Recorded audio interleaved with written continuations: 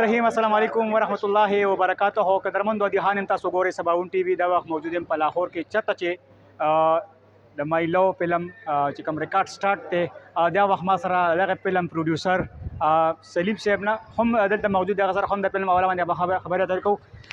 سلیم صاحب السلام علیکم. وعلیکم السلام. څنګه حال دی؟ تاسو ښه طبیعت خیر خیریت دی ښه جوړ. سلیم صاحب فلم خو اخیری مراحل کې روان دی او نن تقریبا نن او سبا ختم بشي ان شاء الله. فلم ډیر غټ بجټ والا فلم دی. دغه سوچ مطلب فرست ټایم دغه کارته سو کوی دغه سوچ څنګه راغی؟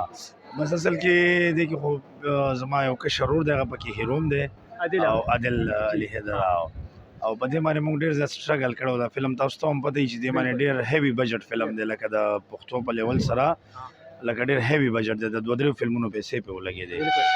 نو بیا په منځ کې زموږ ډایرکټر صاحب سره مسله راغلی و هم تاسو ته پته نه هغه په وجه فلم کلوز شوی و موږ نه سمودا اوس هغه چونکې راونه وته نو بس زموږ نه فلم ځای کېدو مانه چې خپل کتونکو ته بس دا بیا د خیر سره کو او ان شاء الله په 9 اگست باندې الله ته منظور ان شاء الله ټول کتون کې به موږ سره یو ځای ګورو. دا کومه سینما کې لګي؟ دا ان شاء الله پېښور ناز سینما کې دا او نور چې کوم د پاکستان مختلف سینماګانې لکه کراچۍ سوات مردان چې کوم سرکټي دي په ټولو ان شاء الله ریلیز کیږي. فلم کې مطلب کاسټینګ کې څوک دي؟ موږ سره جهانگیر صاحب دی زما د رور عادل علي حیدر دی پکې هیرو دی سحر خان دا بسمه چوهان دا او نورم د واستاو زمخې دا وګوره دومره ګڼ سټاف راغلی دی ماشاءالله خالي 30-40 خو د زموږ د ډانسرانې راغلي دي لکه داسې غټ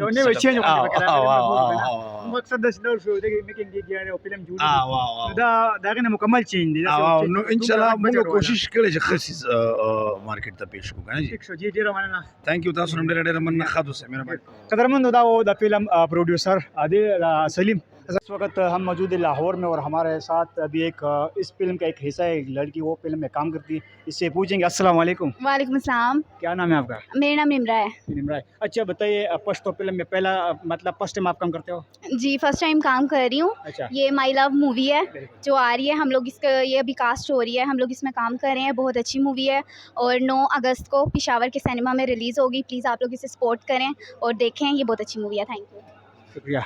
دلته ما سره یو بل اداکار ولر تاسو ډیر ښه پیژنئ رحمان مطلب چې د په هر فلم کې چې د فلم کې نه هغه فلم نه رحمان څنګه السلام علیکم. وعلیکم السلام. څنګه ورور خیر مشي په خیر علي څنګه تو یا فلم جوړیږي مطلب اخر مراحل روان دي وینډ اپ دي ختمي کې په 9 اگست بلګي فلم مالک وسوال غواړي زویم چې د دې فلم دومره تعریف وکم کنه چې دومره چې د حد نه سیوا ولې چې نن 200-300 کسان دي په سیټ باندې جلکیم دي کسان ډانسران هم دي اشترا کسان هم دي پاټران هم دي پورا غارت ته بالکل او فلم دومره ښکلی جوړ شوی دی کنه چې د دې فلم آوټډور کې شوټینګ شوی دی شوګرام کې هغه هم ډېر ښکلی شوی دی. اوس یې په لاهور کې شوټینګ دی او ډېر ښکلی شوټینګ دی. په دې شوټینګ باندې نن جهانگیر صاحب دی ډېر اکټران دي نن ټول اکټران به انشاءالله په سکرین تاسو ته ښکاري به او